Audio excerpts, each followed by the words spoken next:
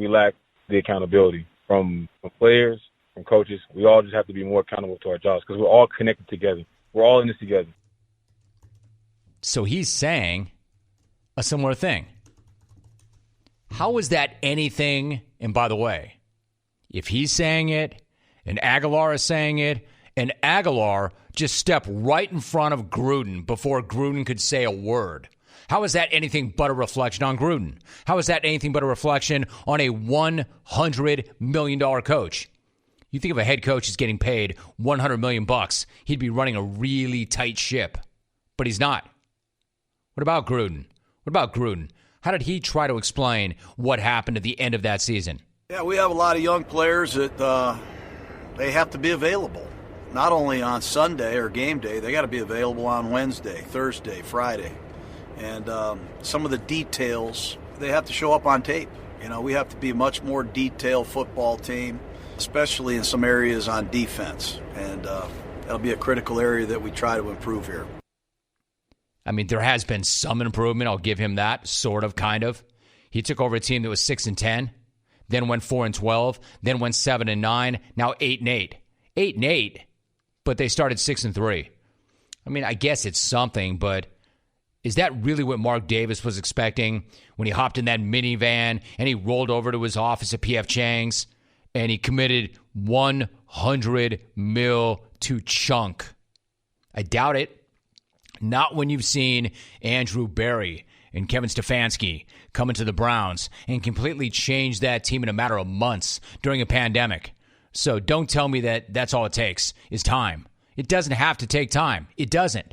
And don't tell me that the Raiders face planting this season and some of the young players didn't pan out and that it's because of COVID. It's not because of COVID. Every other team in the NFL had to deal with COVID. I'm just not sure that any team did a worse job of it than the Raiders. You want to talk about sucking. You want to talk about total lack of accountability. All you need to do is look at the number of times their coaches or team or players were fined for COVID-related issues. I mean, holy crap. How weird was that? I understand screwing up once, sort of, but not really. But once I would let that slide. The Raiders, though, were screwing up COVID protocols like that was their job, not football. They weren't a football team with a COVID protocol problem. They were a COVID protocol problem that happened to play football once in a while. It was almost like they thought that there wasn't a pandemic going on, or that if they ignored it, it would just go away. Time and time again over the course of the season, I talked to coaches and I talked to players who talked about how staying safe and following COVID protocols was about being accountable to your teammates, to your coaches, to the people around you. Man, we want to play. We want to play so badly, so we're going to do what we have to do. Raiders, though, they just seem like they flat out ignored it, like it didn't apply to them somehow. This is why Aguilar is 100% correct when he called everybody out for a lack of accountability and for quitting and for sucking. It's on the players and it's on the coaches, and Aguilar is right. They did suck. And saying something sucks is not a take unless you're saying the 2020 Raiders sucked or Eric and Orlando's call sucked. And then you're right. Aguilar is. He's right. Rack him. Hey, Nelly, claim your golden ticket. Because you got a good take, and your take did not suck. Nelson, claim your golden ticket, and we will see you in the 2021 Smack Off. Any credit card can offer cash back, but only Discover matches all the cash back that you've earned at the end of your first year. It's like getting one of those birthday cards that's shaped like cash, so you already know there's cash inside before you even open it up. But in this case, it is stuffed with your first year cash back match, and you don't even have to send a thank you note. Cashback match only by Discover Card. Learn more at discover.com/match. Discover something brighter. Kyle Juszczyk. Kyle, it's great to have you on the show. How are you, Kyle? Hey, Jim, I'm doing good, man. Thanks for having me on. Looking forward to what you got for me. Yeah, man, I can't wait to talk to you. I'm glad we could finally do this. Kyle, great to have you. So at this time last year, you were coming off the NFC Championship game, getting ready for the Super Bowl. What do you remember about that build-up and the preparation for the Super Bowl? What was that like? Man, yeah, a much different feeling than what I've had this January for sure. That was just a special time, man. The whole playoff run was such a special time. You know, we had such a great season, going 13-3, got that bye week, and then to have 2 home playoff games that we really just, to be quite honest, we kind of dominated. So you didn't really feel too much of, you know, that pressure that you would usually associate with, you know, being in the playoffs and, you know, fighting for your life every week. Yes, there was pressure in that build-up during the week, but, you know, the way we handled those games was a little bit different. But then winning that NFC championship, man, I just remember what a special night that was. And I remember being surprised. I didn't realize there was a ceremony and that we were getting a trophy. And to have the confetti fall on you at home, man, it's a night I'll never forget. And then just having the Super Bowl to look forward to, it was just all just such a special time and, you know, something I'm hungry to get back to. That's why I wanted to talk to you, Kyle. What a great response. You know, you mentioned the Super Bowl. Years ago, Kyle, I spoke to Calais Campbell, and he talked about running out onto the field for the Super Bowl and the fact that that was unlike anything he'd ever experienced in his life. He was so amped up, he said he nearly passed out. What was the experience like for you when you hit the field? Yeah, it definitely was surreal. You know, walking out of the tunnel and Jay-Z and Beyonce were there, and, you know, there's just tons of A-listers, and, you know, the whole world has their eyes on you. It's literally the biggest stage in sports, and it's everything that you would ever work for. You know, it's the culmination of everything I had done since I, you know, started playing football at 11 years old. But I really tried to do everything I could not to make the moment too big and not to, you know, psych myself out. And I felt like I did a pretty good job of, you know, just kind of calming myself and telling myself, all right, this, you know, it's just another game. It's just football. Go out there and, you know, play how you always do, and things will take care of itself. And they took care of themselves for about 54 minutes, and then, you know, we all know how those last 6 minutes went. Yeah, true. There's truth in that, Kyle, but that point about how if you're cognizant of the fact that the entire world, and literally the entire world is watching, and if you've spent your entire life working to that moment, exactly how do you compartmentalize that? How do you make sure the moment does not become too big? In other words, exactly what is the process for doing that? I think it's really just sticking to what you did leading up to any other game. You know, you try not to make your week different. You try not to make your pregame any different. You know, I'm taking the same notes that I am during the week, the same routine, you know, first and second down on Wednesdays, third down and short yardage on Thursdays, red zone on Fridays. You know, you stick to that routine that you do every week, and that really helps you to go in there and just not make it any different. You know, you just want to stick with what you know.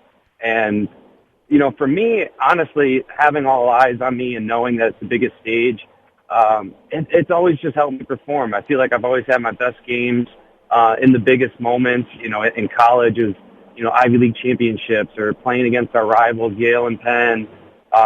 In Baltimore, I was playing against rivals like Pittsburgh or New England in the playoffs. It's something about that, you know, it just gets you going as a player and motivates you, and you're just able to bring it to a little extra level in those games. Kyle Juszczyk joining us. You know, I used to talk to Joe Montana about that quite a bit back in the day because he was always at his best on the biggest stage.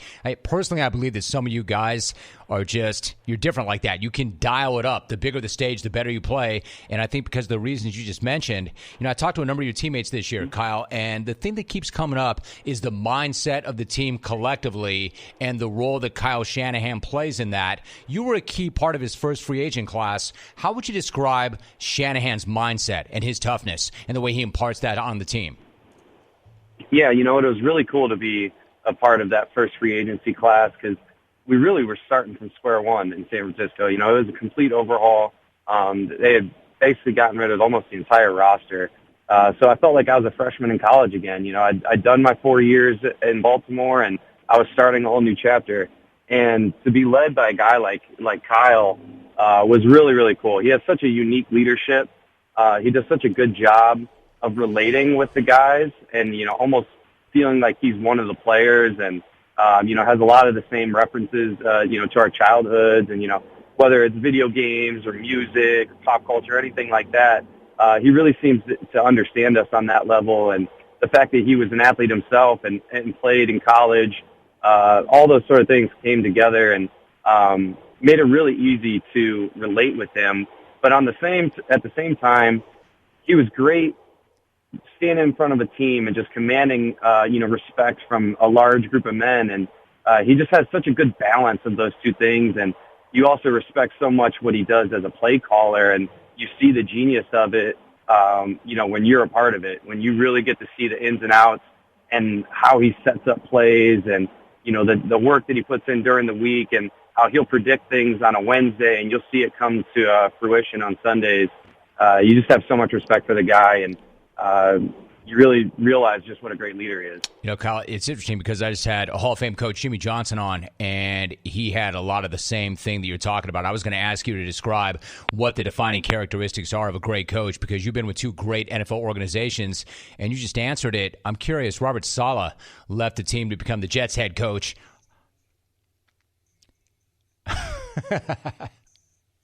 You know what that is? That's the Dana White music when a guest drops.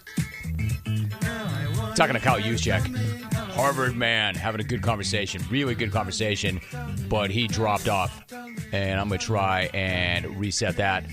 And sure enough, he is back.